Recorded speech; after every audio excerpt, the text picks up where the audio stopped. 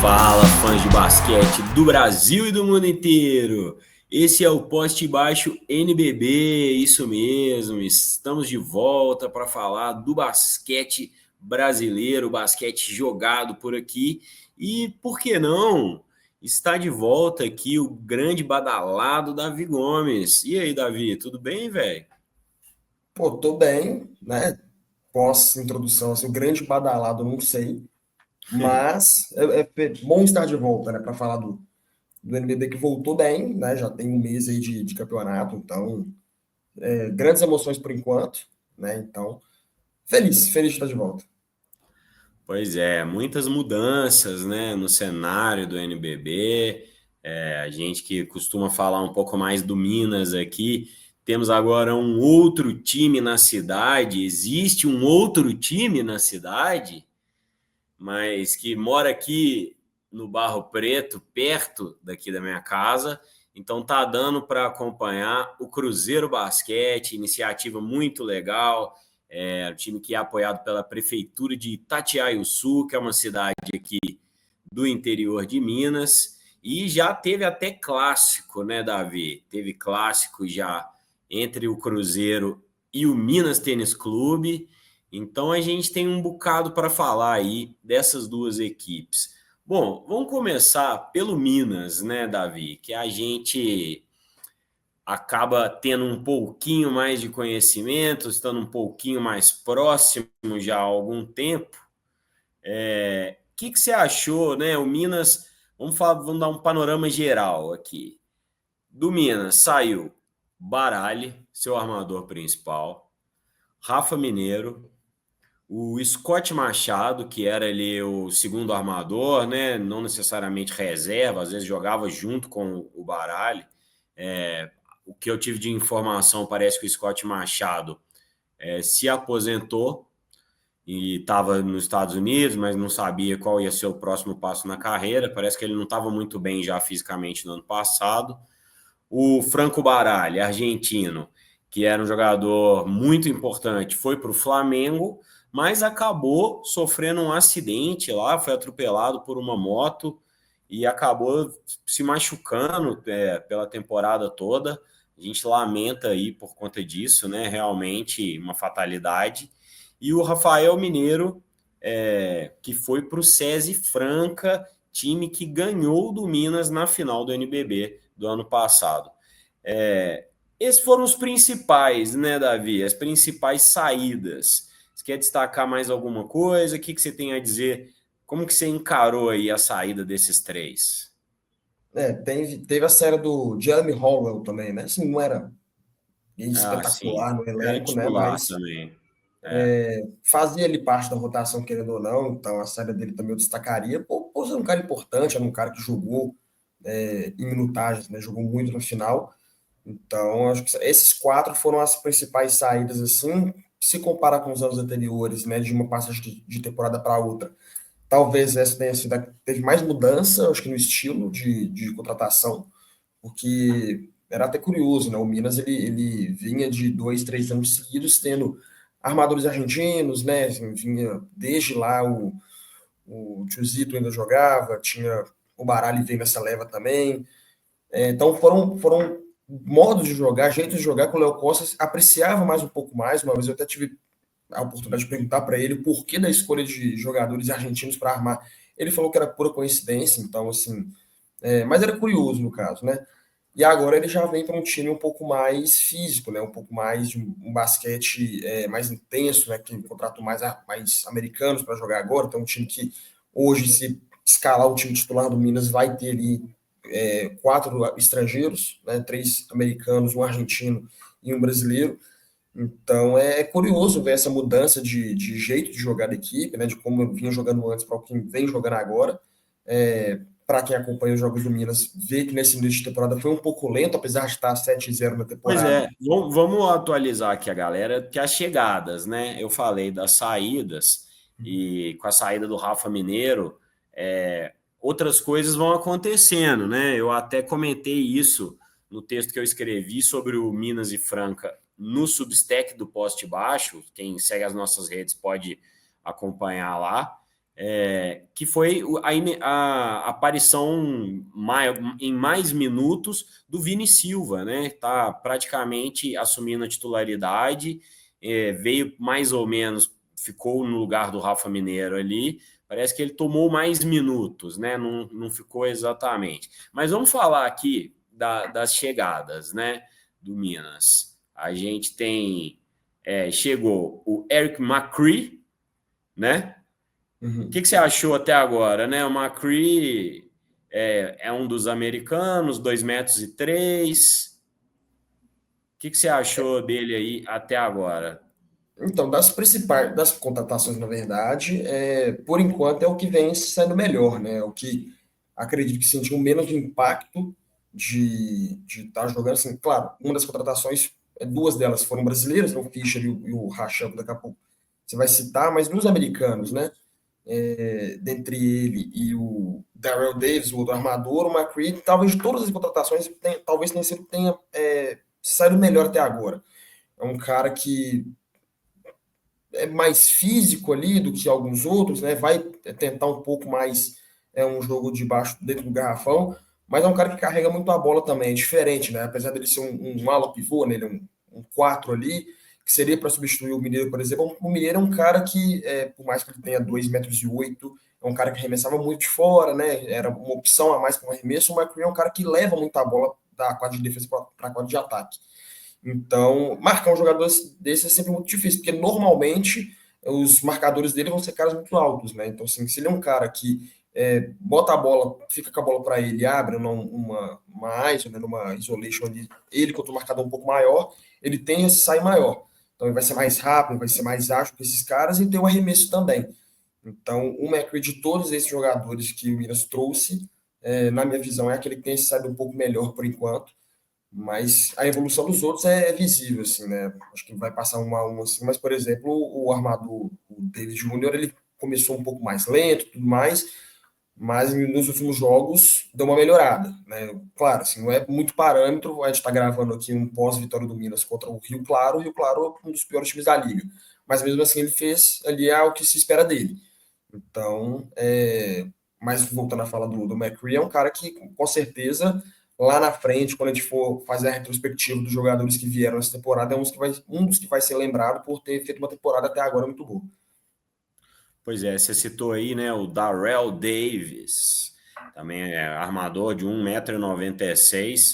Começou meio mal, né, errando muito, a gente já ficou meio assim, mas ele acabou que está participando mais, o Léo também continua insistindo, e ele está podendo mostrou um pouco na defesa, né, mostrou um pouco mais de solidez ali, nesse aspecto o Baralli era uma coisa instável, né, na defesa, ele era um pouco explorado ali, até pela altura, e acho que eles apostaram, né, o Léo Costa e a comissão, igual o Davi falou mesmo, em aumentar o tamanho do time do Minas. E veio também o Jordan Williams, né, que era do Flamengo, você citou dos brasileiros, né? Jordan Williams, já um pouco em fim de carreira, a gente pode dizer assim, né? Veio do Flamengo, veio também o Ricardo Fischer, né? Que veio na baseada do São Paulo, que a gente até citou na temporada passada aqui, que com o fim do time de basquete do São Paulo, os outros times do NBB iriam atrás de vários dos seus jogadores, e acho que o Fischer era um dos principais, né? Junto com o Bennett lá, que acabou indo para o Franca, o Fischer era um dos bons nomes desse São Paulo aí, e começou bem, né? O que você achou aí do Fischer até agora, Davi? A ideia, pelo que me pareceu, assim, era usar o Fischer como um líder da segunda unidade, né? Ele vindo do banco, ele nunca é forte, né? Mas eu imagino que ele não tenha sido pensado na hora da contratação como seu armador titular. A ideia é interessante, né? De trazer esse cara um pouco mais experiente vindo do banco, junto com quem vem ao longo do decorrer do jogo. A questão toda era que quem estava performando como titular, no caso o Davis, não estava bem. Então, aí vai de questão de entrosamento mesmo, né? A gente, até agora, depois de 7 rodadas, eu não consigo cravar quem é o time titular do Minas, mas à medida que os jogos vão passando, a gente consegue perceber que um ou outro é titular, né? É, aconteceu a lesão do Jordan Williams no começo da temporada, então demorou um pouco mais para entrar, mas ele já vem entrando como titular. O Yuri era titular no começo, agora já vem do banco, né? Aí tem essa questão do Paranhos com o Vini Silva. Então, um jeito, é porque muda, né? Assim, quem vê os jogos assim sabe que uma coisa é você jogar com um pivô que consegue fazer um pick and roll sair mais rápido, o outro um pouco mais lento, e pro Fischer depende muito desse cara. Então, o entrosamento dele muda dependendo de quem está jogando com ele. Então, ele vindo do banco é uma ideia interessante, mas aconteceu isso, né? Dessa situação do Davis não estar performando bem, e o Fischer tem que entrar muitas vezes no jogo para poder suprir isso. Igual eu falei, assim, melhorou um pouco, né? Tá vindo melhor nos jogos agora o americano, e o Fischer vem um pouco menos. Tem essa questão também que é um pouco mais velho, né? Assim, já está com uma idade um pouco mais avançada, então não tem condição de jogar todos os jogos, né? É melhor preservar ele um jogo aqui, outro ali. No clássico, você citou contra o Cruzeiro, ele nem jogou, né? Então, vai variar, e aí o Léo Costa ele muda, né? Então, um jogo ele coloca o Arengo para armar, outro jogo ele vai variando os dois. O Rodrigues agora já está um pouco mais cascudo para poder jogar, tem mais tempo de jogo. Então, é interessante. Então, para quem acompanha os jogos, para o torcedor do Minas, ele torce para que todos os jogadores todos os jogadores tenham boa condição, né, para poder jogar. E quanto melhor todo mundo tiver, mais chance de se dar bem. Enquanto isso não acontece, o Léo Costa vai adaptando a tática dele. Então, o Fischer é um cara, sem dúvida, experiente, né? Toda transmissão, é interessante que toda transmissão que assiste do NBB, o pessoal cita que ele foi um cara que fez um triplo-duplo lá no jogo da NBA, que seja, quando ele jogava pelo Bauru, se não me engano. Então, assim, é um cara que tem história na liga, né? Ele não tá aí à toa, ele não tem essa fama toda à toa. Se ele fosse um cara ruim, ninguém pegaria no pé dele, ninguém falaria bem dele. Mas não, ele é um cara que entrega, que performa bastante, performou contra o Minas ano passado nos playoffs. Então, acho que a partir disso o Léo Costa viu uma boa oportunidade de poder captar um jogador no mercado e, e eu acho que é uma boa liderança, né? Ele não é um cara que vai dar o título para o Minas. Sim, o torcedor espera que sim, que qualquer jogador ali que seja um jogador vindo do banco ou não, que performe para dar o título. Mas não acho que vai ser ele que vai ser esse cara que vai liderar. Ele vindo da segunda unidade, vindo do banco, é o que mais se espera dele, eu imagino. Achei o começo dele bem animador, principalmente no ataque, né? Matando bola de três, matou algumas bolas importantes, né? E foi criando já ali uma boa química com a torcida. Bom, e aí temos o Rafael Rachel, né? Que veio da Unifacisa, cara alto, né? Tem 2,05 m, ala pivô, né? Tá mais de ala, pelo menos, que a gente tem visto aí. O que você achou do Rachel até agora, cara? Por enquanto, com essa melhora do Davis, eu diria que das contratações é o que está demorando um pouco mais para se adaptar, né?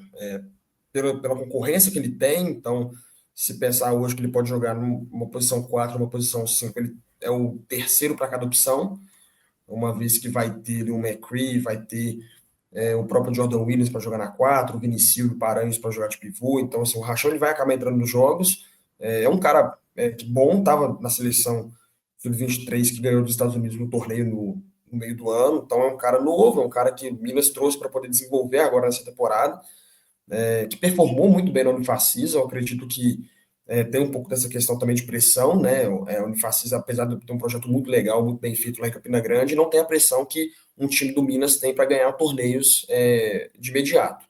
Então, mas é um cara que toda vez que entra em quadra, você vê que ele se dedica bastante, assim, não é falta de dedicação desses caras, é simplesmente falta às vezes um pouco de confiança, né? Às vezes um pouco de falta de entrosamento ainda, mas é, eu que estou lá na arena, a gente que está lá na arena praticamente todos os jogos, a gente vê que os jogadores eles tentam passar muita confiança uns para os outros, né?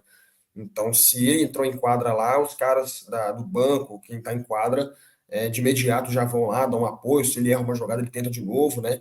E aí é engraçado que tem alguns jogos que o Rachão é um desses casos, né? Esse jogo contra o Rio Claro foi assim, outros jogadores também, que você pensa que ele está um pouco lento no meio do jogo, no primeiro, no segundo, quarto não está tão bem. Na hora que você vê o final do jogo, ele explodiu ali para 10, 15 pontos, porque ele pegou uma confiança no meio do jogo. Então, não dá para crucificar ele em 7 jogos, né? Mas é um cara que ainda está demorando um pouco mais para pegar o ritmo, mas se a gente pegar o espírito, como eu já falei aqui, do Davis, que demorou um pouco mais agora, está começando a se dar bem, o Rachão é um desses caras que podem ajudar bastante. Aí, quem pega o box score do time vê ali que ele tem um pouco menos de minutagem, às vezes por isso, mas em um jogo que ele estiver bem, o Léo Costa, esses caras que o cara tá pegando fogo, ele deixa em quadro o máximo tempo possível. É, eu acho até que ele não começou tão mal, não. Mas realmente, ele destoou um pouco do time na velocidade, né? Mas é um cara experiente aí, acho que vai acabar chegando também no ponto, né? Do ano passado, a gente teve algumas. A gente acabou, assim, podendo contar com o Arengo, né? O Arengo que já nas finais foi muito importante, em momentos ali que o Baralho às vezes estava sofrendo dupla marcação, às vezes não estava conseguindo performar tanto, o Arengo acabava sendo um potencial criativo ali e que continua num nível muito bom, né? E agora o Lucas Rodrigues, né? Parece que também está tendo mais minutos, tem participado, participou bem contra o Cruzeiro. Que você acha dessa dupla aí, começando pelo Arengo, né? O Arengo hoje é titular absoluto, né, Davi? O Aranha é um desses caras, assim, é o exemplo perfeito para mim, para quem acompanha o Minas, sabe exatamente do que eu estou falando. Quando a gente fala hoje de Davis, de Rafael Rachão, que não tem confiança no começo, para quem lembra do Arenga ano passado, na primeira semana do NBB, ele estava muito mal mesmo. Era até um pouco desesperador, porque quem via lá, quem ia torcer para o Minas, percebia ali que ele não estava performando, e era um cara que eu lembro de torcer, crucificar ele, falar que ele não servia e tudo mais. Uma vez eu tive a oportunidade de perguntar para o Léo Costa também por que estava acontecendo isso, ele falou que era questão de adaptação mesmo, que era esperar e tudo mais. Então, e aí deram tempo para ele, ele acabou sendo um dos destaques no final da temporada e um destaque positivo agora nesse começo. Então, o Arango, sem dúvida, que é de muita confiança. Ele é um cara que tem essa questão, né, de o jogo dele demorar um pouco para entrar, mas quando entra também é muito rápido, né? Joga ali. Toda vez que ele tem uma vantagem, né, sobre o marcador que é maior que ele consegue passar, porque ele é muito ágil. Então, marcar esse cara, ele tem uma bola saindo de um bloqueio e arremessando rápido, que é muito difícil de marcar. E o Rodrigues é a joia do Minas, né? Então ele já está aí há 3 temporadas, eu acho, jogando, entrando sempre. O Léo Costa ele sempre deu oportunidade para jovem jogar assim, e você vê que ele tem essa confiança quando você pega os resultados do Minas nessa temporada, que a maioria dos jogos foram decididos por uma bola, por duas bolas no final, e o Rodrigues ele sempre tem minutagem, né? Não é que ele é aquele cara que joga 5 minutos, ele joga 10, ele joga 15, em jogos que está complicado. Então, se fosse, o Minas está passando o carro em todo mundo, está ganhando por 20 pontos, ele entra no final lá. Não, ele está entrando no meio do jogo. Como a tensão está no ápice, assim, o Léo Costa bota ele para jogar. Claro, ele vai errar, ele é muito novo ainda, mas ele já mostra que, mesmo sendo muito novo, é um cara que consegue levar o time. Ele é um armador, ele não é um cara que se esconde da partida, ele tem que estar tem que estar com a bola o tempo todo. Então, lapidando ele, né, para poder jogar mais tempo, para poder dar essa cancha para ele, dar mais um aninho para ele aí, que o Minas vai colocar ele para jogar de armador reserva, né, porque hoje ele não é mais um armador reserva, ou até mesmo se surgir aí um Rodrigues que a gente não conhece ainda, virar até um titular. Eu não duvido nada disso. Cara, e o Vini Silva, né? Essa briga dele com o Paranhos, entre aspas, aí, por uma titularidade, né? Muitas vezes o Paranhos começa, e aí alguns jogos, quando o Paranhos às vezes não tá tão bem, o Vini acaba tendo mais minutos, né? E ele tem sido muito importante nesse início aí. Como que você vê essa disputa saudável, talvez, entre o Vini e o Paranhos aí, cara? O Vini ele já é uma joia do Minas há mais tempo, né? Conhecida por todo mundo. Então ele já é MVP de LDB, ele já está nas seleções de base do Brasil há muito tempo. E vem cada dia tendo mais oportunidades, assim, desde a temporada passada, né? Então é outro caso, assim como eu falei para o Rodrigues, que não. Hoje ele já é uma realidade para o Minas, mas quando ele ainda era uma joia, né? Um novato ali, ele já tinha muitos minutos. Então, hoje em dia, ninguém duvida mais da capacidade dele. Então, a gente tem o Paranhos lá hoje, que é o capitão do time, querendo ou não, né? É um cara mais de confiança ali, de uma palavra final, mas que o Vini ele performa de uma maneira que hoje a gente fica na dúvida quem merece jogar mais, quem merece jogar menos. Não é demérito do Paranhos. Acho que o Vini ele passou por mérito dele. Então, colocar ele para jogar o Vini, ele tem. Se colocar os dois lado a lado assim para fazer comparações, o Vini ele tem mais valências que o Paranhos. O Paranhos é um cara que é mais experiente, ele consegue sentir um pouco melhor o jogo, talvez. Mas o Vini ele tem uma bola de três que o Paranhos não tem. Tem uma estatística até interessante que o Paranhos ele não acerta uma bola de três desde 2016. Então, ele nem tenta, né? O Vini, assim, por mais que ele tenha aquele chute, né, da altura do garrafão ali, da altura do lance livre, um passinho para trás vira uma bola de três, mas ele não tenta. Então o Vini ele já tenta essa bola de três, é um cara, pela idade, né, vai ser mais explosivo para poder fazer as coisas, então bloqueio, né, dar bloco, dar toco no adversário, conseguir fazer aquela rodada do pick and roll para poder receber uma ponte aérea às vezes, ele consegue fazer isso com mais facilidade. Então, volta naquilo que eu falei do Fischer, né, de colocar um para jogar do lado do outro. Acho que o entrosamento dos dois nesse começo se deu melhor que no caso do Fischer com o Paranhos. Então, assim, de qualquer forma, o Minas sai ganhando, né? Assim, se fosse um pivô, por exemplo, o Paranhos, que não estivesse entregando nada, que fosse titular por nome, né, por ser o capitão, tudo bem, mas não, o Paranhos continua entrando, continua jogando, vindo do banco, ele consegue pegar o time adversário um pouco mais descansado, um pouco mais cansado, na verdade, consegue ter ali vendo de fora, né, o que dá para melhorar, e o Vini joga ele lá para poder pegar a casca mesmo, assim. Então, o Minas jogou contra o Franca semana passada aqui na Arena, teve que enfrentar um Felício, que por mais que não esteja no auge dele, é um cara muito mais rodado que ele, tudo mais. E o Vini fez do Felício como se fosse um novato de liga. Então, é bem Felício, interessante essa. Felício ficou com a pontuação baixa, né? Não conseguiu performar nenhum dos dois lados da quadra, né? Exatamente. Com o Vini. Então, e o Vini ele já é destaque, assim, por toda a liga, todo mundo já sabe que é um cara que, se manter na crescente dele, vai poder chegar em grandes conquistas na vida, né? Então, é bem interessante ter esses dois lados. É um cara um pouco mais experiente, com mais rodagem de liga, bem mais novo, na verdade, mas que os dois trocando, alternando entre si, eu não acho Paranhos. Eu não faço críticas tão pesadas igual ele recebe. Assim, eu vejo o pessoal comentando, mais torcedores do Minas mesmo, que querem ver o Vini jogar. Mas o que eu já ouvi de pessoas falando é que o Paranhos ele não serve. Não é isso. O Paranhos ele é um cara que entrega demais. É um desses caras, né, que a gente não valoriza o quanto ele joga.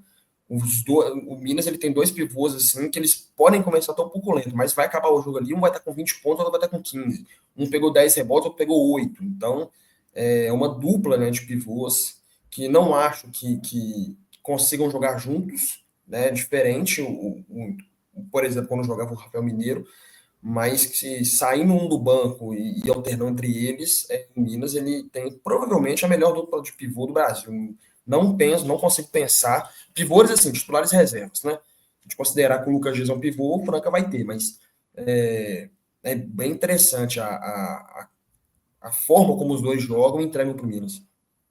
Pois é, você citou aí o Franca, né? O Franca que foi campeão, trouxe muita gente, né? Acabou investindo aí. E você tinha falado da pressão, né, do Minas. Como que você vê o Minas agora? Qual que você acha que é a expectativa desse time, mesmo nessa... Porque, assim, perdeu para o Franca de uma forma esmagadora, né? A gente pode dizer assim, na final. Realmente não deu jogo, né? Assim, no primeiro jogo deu, né? O Minas até conseguiu vencer lá em Franca e depois a coisa desandou e o Franca saiu ainda, contratou Rafael Mineiro, Bennett, foi se reforçando, né? Trouxe o Felício, trouxe o Taversa, né? Argentino aí, Laterna. Laterza, peço perdão aí para o nosso ouvinte, mas então, como que você vê essa expectativa do Minas, sabendo que tem um Franca já muito superior, que gastou mais e investiu mais, cara? A temporada passada para o torcedor do Minas ela foi muito frustrante, né? Porque, de uma maneira, já tinha sido campeão do Super 8 em 2022, voltou à final, jogando em casa e perde para o Flamengo da forma como foi. E aí, meses depois, chega na final do NBB, primeira vez na história e perde da forma como foi também, né? Então é muito frustrante você ver o seu time chegar lá com chance, né? O Minas ele tinha um mano de quadra nas duas competições, na final do Super 8 e contra o Franca, e não conseguiu. Eu acredito que rompeu uma barreira, né, de poder chegar à final, porque o Minas todo ano batia semifinal, semifinal. Claro que a árvore do playoff ali, né, o caminho até a final era sempre muito cruel, sempre batia contra o Franca, sempre batia contra o Flamengo. Então, na temporada passada, foi ali, pegou um Vasco, pegou um Bauru, então foi uma temporada assim que o Minas ele realmente conseguiu chegar na final por calhar ali um bom caminho. Eu acredito que assim a pressão agora continua sendo, sempre vai ser para Franca e Flamengo, porque vai ter mais recurso, vai ter mais investimento, são os times onde se espera mais. Então, acredito que ainda se o Minas ele tem ali um pouco de ser um pouco escanteado, assim, não, vai ser Franca e Flamengo, vai depender de como vai ser o chaveamento. Mas é um time que já chegou na final, né? Então, assim, chegar lá é sempre muito interessante. O problema é que essa troca, né, de jogadores, de comando, não que o Léo possa estar no Minas há 6 anos já, então o estilo de jogo não muda, mas fica um pouco complicado você ver, achar que o Minas tem uma chance por isso, né? O Franca ele mantém os jogadores, a base é sempre a mesma. Então, os caras, além deles ter entrosamento, eles vão ter essa experiência de chegar em final e já foram campeões. Né? O Flamengo é a mesma coisa. O Flamengo ele tem jogadores experientes, o Flamengo ele tem jogadores, às vezes, que chegam para jogar. Né? O Flamengo ele é um time que roda muito o seu elenco durante todo o ano. Mas são sempre jogadores que já chegaram. Né? Nunca são jogadores que nunca chegaram. Talvez o caso do Minas tenha sido isso. Apesar de ter um Rafael Mineiro no passado, de ter alguns outros jogadores que disputaram a base, né? Era muitos jogadores que não tinham chegado em final ainda, ou que eram novatos na liga. Então, isso eu acho que isso pesa um pouco, né? Você, na hora que você vai bater lá jogador por jogador, contra qualquer time, com qualquer time que você colocar, olhando para qualquer um dos dois lados, né? Você vai ter de armadores de um lado o Alexei, do outro o Jorginho. Você vai ter como pivô de um lado o Lucas Dias, né? Você vai ter o Jack Johnson. Então, o Franca e o Flamengo, eles são realmente projetos a serem espelhados. Não que o Minas não seja, né? O Minas é um time que está na liga, é um dos times que está na liga todos os anos, disputou todas as competições. Só para chegar na final do ano passado. Então, eu acho que o primeiro passo foi dado, que era bater na final. Chegar lá, poder disputar, sentir um pouco. E agora o próximo passo são dos jogadores, né? Porque chegar lá é uma coisa e ganhar outra, né? Então, vai ter que ganhar. Uma hora alguém vai ter que ganhar desses caras. Assim. É muito complicado pelo investimento que eles têm, mas o time do Minas, eu acho que o que vale mais ali é o projeto em si de poder estar disputando sempre. Uma hora, assim, todo mundo sabe, o time que sempre está chegando lá, que sempre está batendo em final, sempre está batendo em final, uma hora vai ganhar. Claro que o torcedor que ganha para ontem, que ganhava do ano passado, que ganha esse ano, que ganha do ano que vem. Se você não for o Franco, você não vai acontecer isso. Então, ter paciência, eu acho. Para esse ano, o time do Minas ele mudou bastante, como a gente falou aqui, mudou muitas peças, mudou o estilo de jogar. Então, para o torcedor, é confiar que o projeto tem que dar uma continuidade no projeto, que chegar lá com novos jogadores, vamos tentar de novo. Né? E se não acontecer, vamos tentar de novo ano que vem. O Minas não vai acabar, não vai se perder esse ano igual perder no passado, o Minas não vai acabar. Ele vai continuar ali. E aí o importante é bater sempre de frente. Assim, o que ninguém quer é um time que fique lá na parte de baixo da tabela, porque não tem draft no NBB. Eu não vou ter uma reformulação para todo ano. Então, se você for um time ali de meio de tabela, você vai ficar disputando ali o quê? Nada. Né? Mas tendo um time para brigar, o Minas tem um time para brigar esse ano de novo, é interessante ver como vai ser essa caminhada até a final. Pois é, vamos ver o que o Minas pode oferecer para o seu torcedor aí, né? Porque assim, a impressão a primeiro momento é que o time tinha piorado, né, do ano passado para esse, enquanto o Franca melhorou, né? Uhum. E aí dá uma desanimada, porque se com, né, o time melhor a gente não conseguiu, né? O Minas não conseguiu chegar lá, fica a pergunta aí, né? Mas agora que com esses, como o Davi falou, os reforços estão se encaixando, é um time mais alto, é um time que tem saído numa transição mais rápida, né? O Baralha às vezes segurava um pouco a bola ali. Enfim, vamos ver como vai ser isso, né? Tem o Fischer, que é um cara rodado, então vai trazendo pessoas ali que tem cancha e isso vai possibilitando. E é isso que você falou mesmo, né? Quem tá batendo ali na trave sempre, uma hora belisca, né? Da mesma forma que o Minas conseguiu uma vitória lá em Franca, poderia conseguir mais duas em casa, né? Enfim, fazer a coisa um pouco mais difícil ali.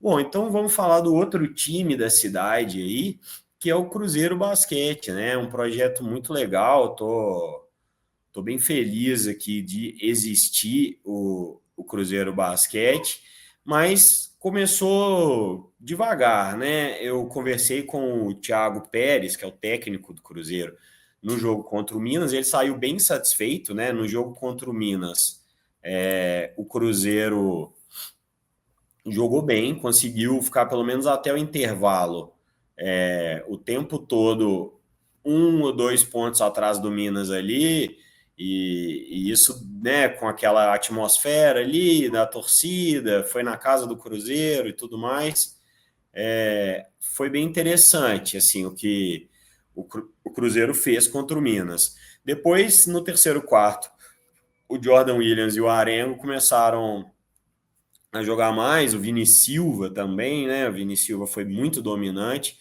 O Cruzeiro tem o Ansalone, né? Um pivô alto que no jogo contra o Minas fez 25 pontos, conseguiu brigar ali frente ao Vini Silva, né? Que a gente estava falando, que vem jogando muito bem. Então o Ansalone tem feito boas médias, né? Mais ou menos tem uma média aí de 14 pontos, mas tem 2 jogos com mais de 25 pontos, né? Então, assim, é um grande jogador aí. Tem outros jogadores do Cruzeiro aí que são, né, nomes conhecidos do NBB, o Du Sommer, que, se não me engano, está lesionado, não vinha jogando. Tem o Cassiano, né, armador, um bom jogador. Vem também contra o Minas, jogou muito bem, vem jogando bem, vem oferecendo ali bastante no ataque. É um time muito brigador, né? E tem o Thornton, né? Que também, o Isaac Thornton, nome com passagem aí por Pato Basquete, Cerrado, Botafogo, veio do Corinthians, né? O que você achou? Você conseguiu ver alguma coisa desse Cruzeiro? O que você achou aí até agora, né? Acho que a expectativa do Cruzeiro é a contrária do Minas, né? Na verdade, é uma expectativa de conseguir ali começar a construir, desenvolver o projeto minimamente. O que você achou desses nomes aí que eles trouxeram para esse Cruzeiro do NBB, Davi? Eu achei interessante, assim, para esse ano voltou alguns times, né, para o campeonato. Então, o Cruzeiro foi um deles, o Rio Claro, o Osasco. Eu estava muito curioso para saber a montagem do elenco desses times, porque o Cruzeiro, principalmente, né, jogava ali um campeonato brasileiro de basquete ali, que não era reconhecido direito, que era um campeonato um pouco mais escondido. Então, e era um elenco com jogadores assim que, para aquela realidade, eram muito bons, né? O time do Cruzeiro ele tem esse apoio da prefeitura lá de Itajaí-Sul, mas que é completamente diferente de você jogar o NBB, né? Então agora eles saíram de lá, estão jogando aqui na capital, eu acho que é mais interessante, né? Se você quer ter ali um nome, você quer ter visibilidade, você tem que jogar no grande centro. Então, se o Cruzeiro jogasse, mandasse os jogos na cidade de Itajaí-Sul, ficaria um pouco mais escondido, né? Jogando aqui, jogando ali no centro, faz com que aproxime isso um pouco mais do torcedor. Então, o ginásio lá, o Dona Salomé é um ginásio bem arrumado, né? Eles fizeram ali uma estrutura boa para poder receber os jogos do NBB e fizeram uma montagem de elenco interessante. Com os jogadores que você falou aí, o Ansalone talvez seja o principal nome até agora, é um desses nomes que saíram do São Paulo. Então, um cara enorme, né, para jogo. Ele tem aí 2,10 de altura, mas é um cara que arremessa de fora também. Então, é um pivô que te entrega algumas possibilidades no jogo, fora os outros, né? O outro pivô deles, o Wesley Senna, também tem 2,10 de altura. Então, assim como eu falei do Minas, que ele tem uma dupla de pivôs muito boa, o São Paulo tem uma dupla de pivôs enorme, né? 2,10 para cada um. Então, é um jeito de jogar que quase os jogadores da liga têm essa altura para poder marcar, né? São poucos. Então, é interessante como ele fez essa montagem do elenco. Aí, dos outros jogadores, o do Sommer realmente tá machucado, mas é um cara que tem rodagem, né? Paulistano, Pato, Corinthians na última temporada, então ele vem jogando, ele já vem na liga há algum tempo para poder agregar isso, fora os americanos, né? Acho que o basquete, ele, claro, alguns jogadores que não são americanos, eles entregam, mas o Cruzeiro ele focou muito nos americanos também, que são quem realmente podem fazer a diferença para eles. Então, o Isaac Thornton, né, que é o americano que era do Corinthians, Botafogo, é esse cara que ele já foi cestinha de NBB por uma temporada pelo Botafogo, se não me engano, então é um cara que pontuou bastante. Tem o Nick Coleman também, que é um cara que voltou a jogar o NBB. Ele tem acho que 8 temporadas de NBB, né? Então, por Fortaleza que seja, é um cara muito experiente. Então, e vários outros, né? Teve o Clay, que se eu não me engano, era um cara que era do Cruzeiro, assim, eu não posso estar falando bobagem, mas é um cara que era do Cruzeiro, que saiu. É interessante ter essa base também, que o Cruzeiro ele manteve alguns dos jogadores que jogavam, né? Ao Campeonato Brasileiro de Basquete. Não foi que trocou todo mundo. Então, isso dá visibilidade para esses caras também, né? Então, o projeto em si é muito bacana. Né? Você começou a fala lá no começo, falando, isso é o clássico.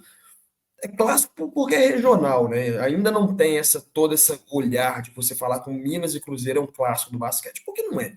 O clássico hoje vai ser o Minas e Flamengo, Minas e Franca, era Minas e São Paulo, então.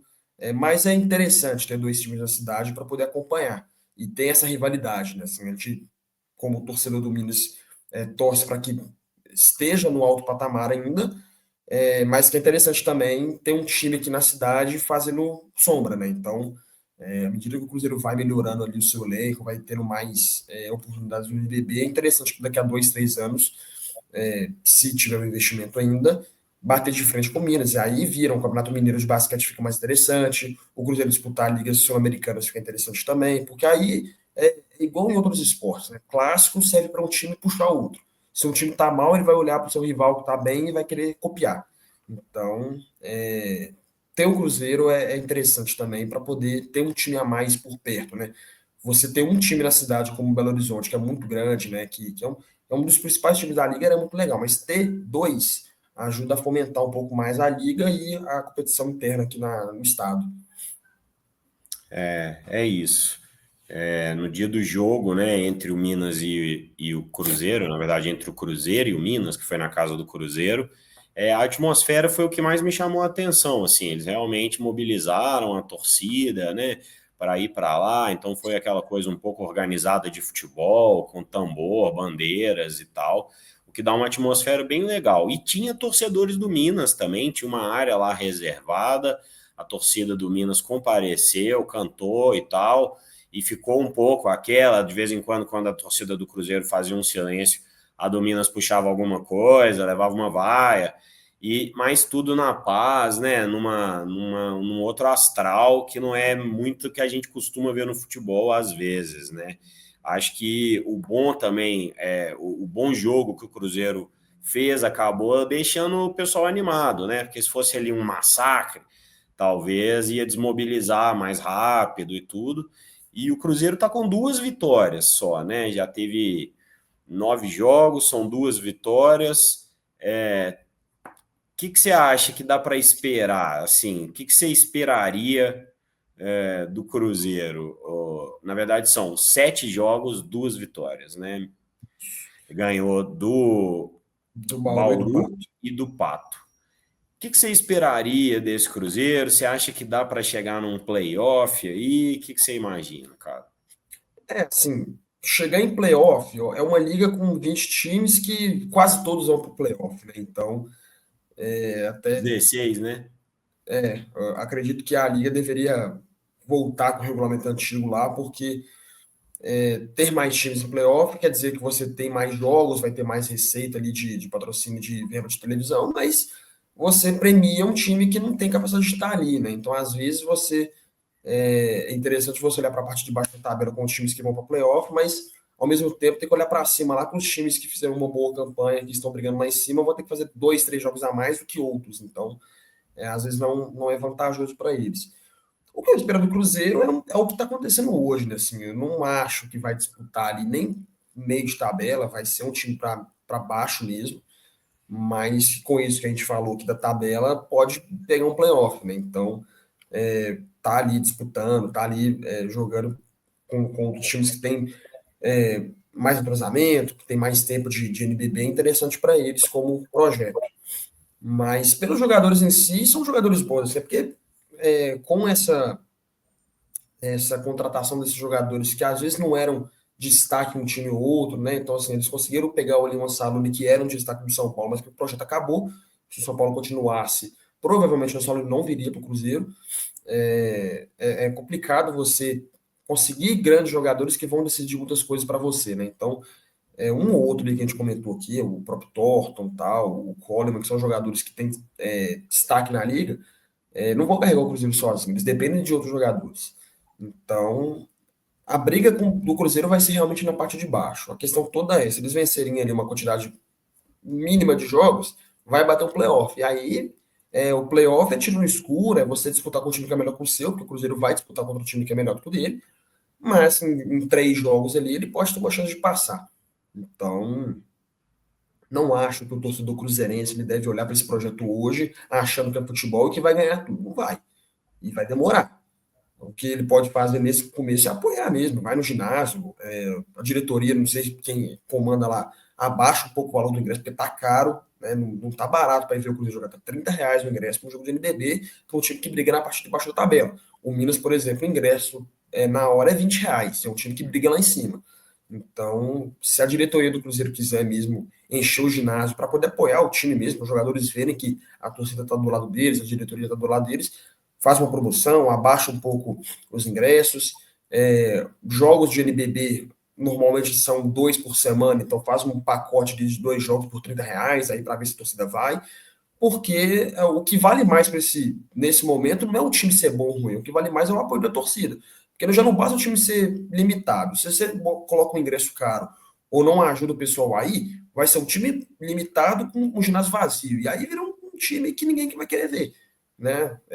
Botafogo lá no Rio é assim, né? O Rio Claro, vejo o projeto do Rio Claro, é um ginásio muito bem arrumado, a torcida está indo encher, o jogo contra o Minas estava cheio, e é um time que quer disputar alguma coisa. Então, acho que a diretoria do Cruzeiro tem que entender que nesse momento eles já estão no NBB, eles não continuam jogando a liga que eles estavam jogando antes, que não vai ter visibilidade e tudo mais, só vai encher em final. Não. Agora, se puder encher todo o jogo, para eles é melhor. Né? Visualmente é melhor. Você vê um jogo do Cruzeiro com o ginásio cheio, é bonito, é legal. Mas, se eles não entenderem isso, os próprios jogadores ficam desanimados. Você pergunta para qualquer jogador do Minas lá se eles preferem jogar com a casa cheia ou vazia, todo mundo fala que quer jogar com a casa cheia. O Cruzeiro tem que ser a mesma coisa. Então, e o Cruzeiro precisa mais. A verdade é essa.